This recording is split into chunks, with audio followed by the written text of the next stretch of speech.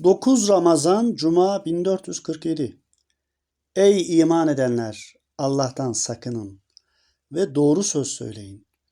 Böyle davranırsanız Allah işlerinizi düzeltir ve günahlarınızı bağışlar.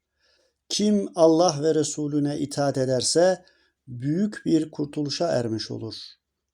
Ahzab 70-71. Yalanı ve yalana göre hareket etmeyi terk etmeyenin yemeği içmeyi bırakmasına Allah'ın ihtiyacı yoktur. Hadis-i şerif.